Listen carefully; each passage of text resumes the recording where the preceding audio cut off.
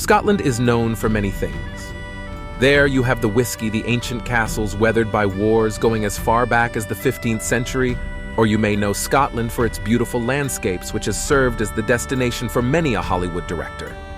But what if I told you there was a man who came from Scotland, a legend, an icon recognized by even the Royal British Empire? What if I told you this man created a machine that could rip a hole right through the space-time continuum? A signature masterpiece so far ahead of its counterparts, it would go on to dominate the next 50 times it appeared in competition. Sounds impossible? But oh yes, he did. Long ago, in a land of no rules and a time of supercars, the destiny of a unicorn engineering startup rested on the shoulders of a great man. His name, Gordon Murray. The lives of both man and machine have intertwined several times over the years. So how did this young man with the mushy hair and the 90s mustache, who'd grown up on the sandy beaches of Durban, South Africa, go on to build the greatest supercar to ever hit a racetrack? More than 30 years after this piece of perfection was unveiled for the first time in Circuit de la Sarthe in France, we take another look at the prophecy that unleashed this beast of a car on planet Earth. Ian Gordon Murray, born in 1946 to Scottish parents who had immigrated into South Africa, seemed predestined to become an engineer.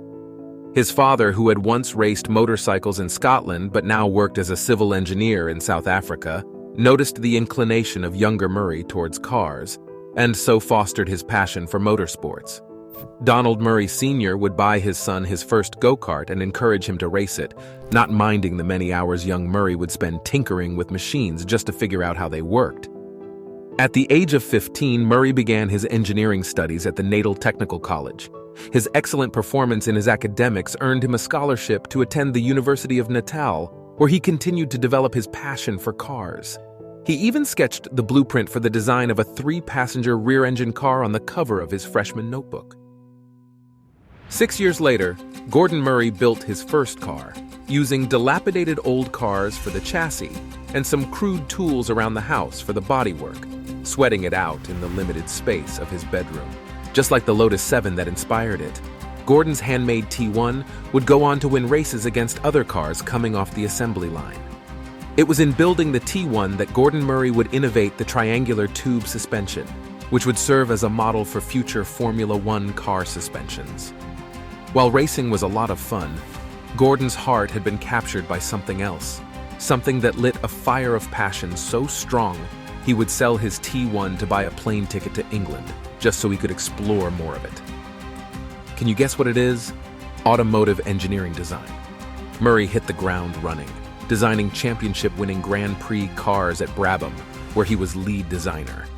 In 1978, he would design one of the most unique and controversial Formula One cars of all time, the BT-46B. The BT-46B was a Formula One car with a giant fan at the rear that sucked air from the bottom of the car. The resultant downforce was so powerful that the car could drive upside down in a wind tunnel.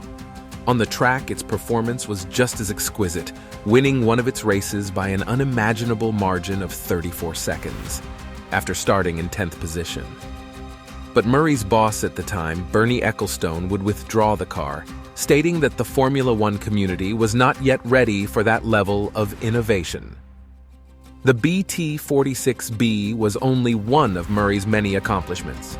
He went on to build a slough of championship-winning, high-performing Formula One cars for Brabham, racking up 22 wins during his time there, not to mention a podium second-place finish in the Constructors' Championship. Ron Dennis, the owner of McLaren Racing, noticed Murray's compulsive desire to outdesign everyone and invited him to come work for him. Within 4 years of joining McLaren, he was named the design lead of the new McLaren's Cars project. Dennis wanted Murray to design a road car that would be the fastest and most advanced in the world. Murray agreed, but had one condition. He would have complete control over the design and development of the car. His shrewd, brilliant mind was already moving 10 steps ahead, brainstorming and mapping out a plan that would turn Dennis's idea into a living, breathing reality. These were the rules set out in his manifesto. 1. The car must not weigh more than 1,000 kilograms, or 2,205 pounds. 2. It must have a maximum width of 1.8 meters, or 5.9 feet. 3. The front and rear overhangs must be minimized. 4. The majority of the car's mass must be between the wheels for better balance and handling. 5. It must be stable at high speeds, drivable at low speeds, and comfortable for the driver and passengers. 6. It must not have any of the issues normally associated with mid-engined cars. In other words, it had to be the greatest road car ever. And so began the journey to rewrite history. To begin, Gordon Murray handpicked the men who would be working with him over a project which was sure to stretch out over 36 months. They were a team of intellectual psychos who were known to push boundaries in their own fields. Notable among them was Peter Stevens, the man who designed the Lotus Elan M100, one of Gordon's favorite cars of all time. Stephen Randall was also on the team, a man who pioneered the use of computer models to design car chassis and would later go on to design flying cars. It was a humongous task set before them that seemed just as likely to fail as it was to succeed. Not minding the odds, the team rolled up their sleeves and went to work. They wanted to create a car that was as visually appealing as the '72 BMW CSL, yet with an instant throttle response that gave the driver a heady driving feel. They wanted a car that could give the Ferrari F40 a run for its money, yet was still drivable enough for an evening cruise to the mall with enough luggage space to make the wife and daughter happy. But creating the perfect car wasn't a walk in the park, considering the evolution of automobile engineering at that point in time. The first hurdle came with the frame of the car. Murray strongly believed that the chassis of a sports car should be as lightweight as possible. To achieve this aim, he decided to make the car's chassis with titanium, gold, and carbon fiber, which was still very new in car manufacturing. His idea was met with skepticism and was quickly dismissed as impractical. But Murray, set in his ways and seeing a vision no one else could, insisted on it. Months of back-breaking work and endless trials and errors were the parents that gave birth to Murray's final product. As crazy as the goal for designing the car's chassis were, Murray had even crazier ideas for the car's engine up his sleeve. He created a list of specifications, designing the perfect engine to go with the perfect car. He needed a 12-cylinder engine for greater power, with 100 horsepower per liter and at least 5.5 liters. That's 550 horses at the blip of the throttle, but most importantly, naturally aspirated. Since the car was lightweight, Murray specified that this engine would not weigh more than 250 kilos, but must continue to operate reliably while experiencing car-like G-forces. It's anyone's guess where Murray might have found an engine meeting all these criteria in the 1990s. As if it was the most natural thing in the world, Murray slid up to Honda, presented his specifications, and asked them to create a prototype. Honda took one look at the list and ignored his existence.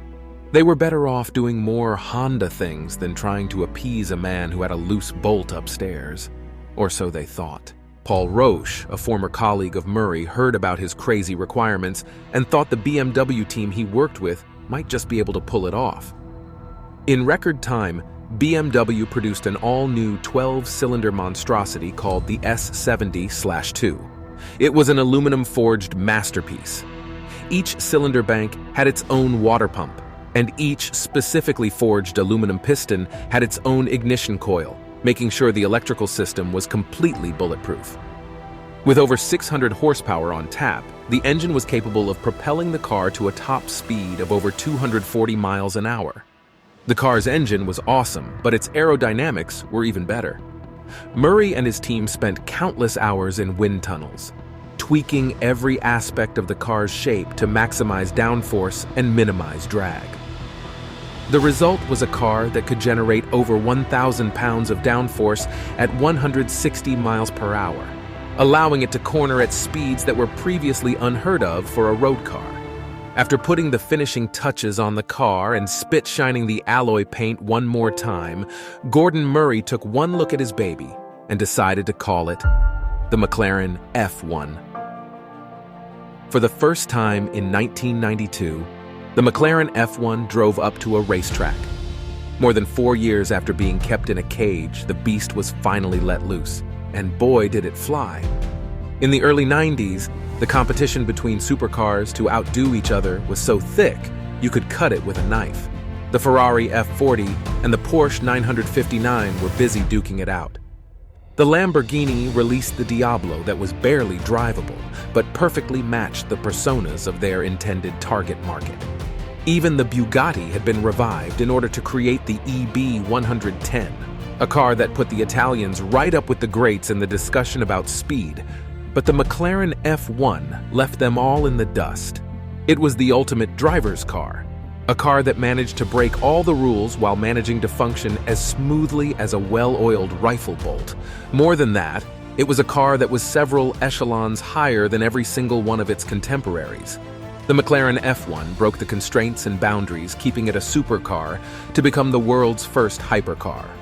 Gordon Murray had accomplished what he set out to do. Forged and shaped in the furnace of his sheer will, he took advantage of every cutting-edge manufacturing technique known to man to create his vision. And only when it attained perfection did he relent.